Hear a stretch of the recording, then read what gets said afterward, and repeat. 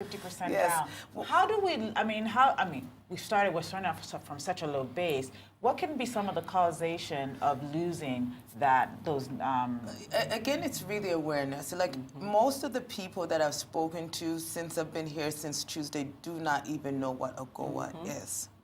And these are entrepreneurs running business. They've never heard of it, ever heard of it. So it really is an awareness thing. Where does that blame lie?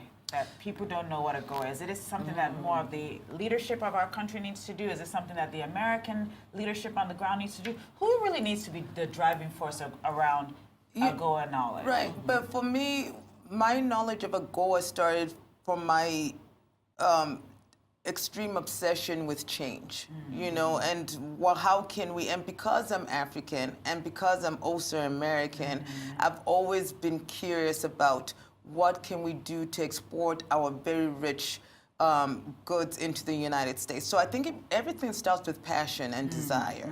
And I feel like once you're passionate and desire, you have the desire, you're going to find those solutions regardless of government.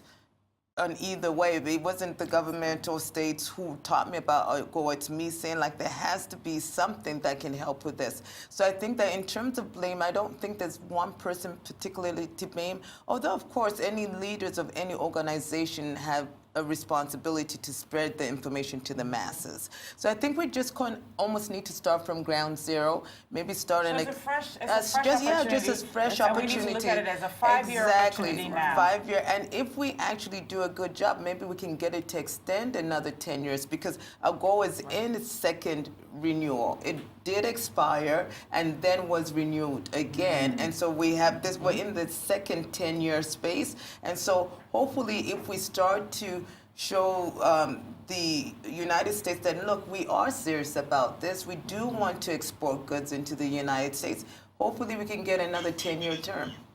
And so I just really feel that we really need to just start the conversation. I would love to have a list of entrepreneurs who do have goods that they are serious about. And I think that once we start to collect the data, then we can start to narrow it down to maybe the 20 that we're going to focus on and just really be intentional about helping those entrepreneurs bring their products into the United States. I'm sure there's going to be a learning curve. With everything new, there's always a learning curve. But the good thing is that the Nigerian business owner does not need to do it by themselves anymore. They have partners within the United States who want them to succeed. And so that's, I think, what's going to make the difference is just to say, you know, there are many African diasporan-owned companies who are very interested in helping their brothers within the continent actually bring their goods into the United States. Yeah. You refer to your passion and your zeal for change. You refer to basically a calling. So entrepreneurship is not all about dollars and cents, is it? There has to be some kind of a drive. I'd like you to encourage Nigerian entrepreneurs because here, apart from these problems with information dissemination, we also have quite a challenging business environment. The World Bank's doing business reports, we've dropped. Ease of doing business in Nigeria, it's pretty low. We're number 146 out of 190 countries. And that means we dropped a few points because at one point we did go up 10 points and now we've gone back down. So the Nigerian entrepreneur faces pretty steep challenges whereby this passion can be tested, your drive can be tested. I want you to encourage Nigerian entrepreneurs. You know, I feel like, speaking for me personally, I've had to overcome not only a death, but a bankruptcy. I've lost businesses, I've started businesses, lost millions. You just really have to have that inner fight to realize that once you set it in your mind, it does happen. But you also have to be very intentional. I talk about intentional all the time. You have to be very intentional about what you're doing every single day. I say wake up with an agenda. It's going to be hard. America's not that easy either for the black business owner. You know, the statistics are not for us. 83% of all small businesses in the United States are on the brink of financial disaster.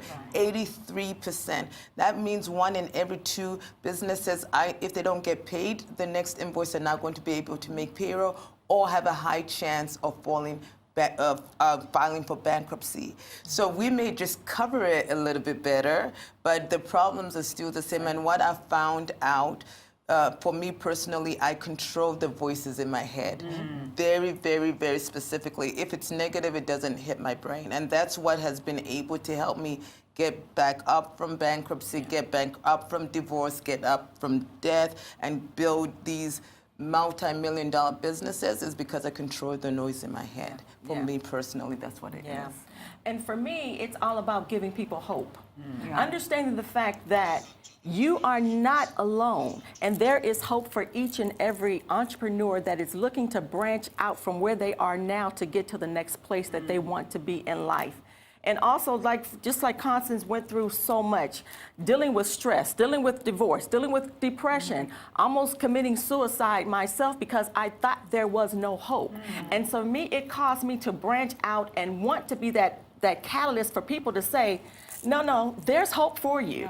And so we can take what's in our hands because we're gifted. We have gifts and we're talented just by what we have to offer to develop the wealth within our society, within our communities, and to just do what we need to do and to prosper and to be productive and then be happy people. LaTonya is taking us to church this morning. Amen.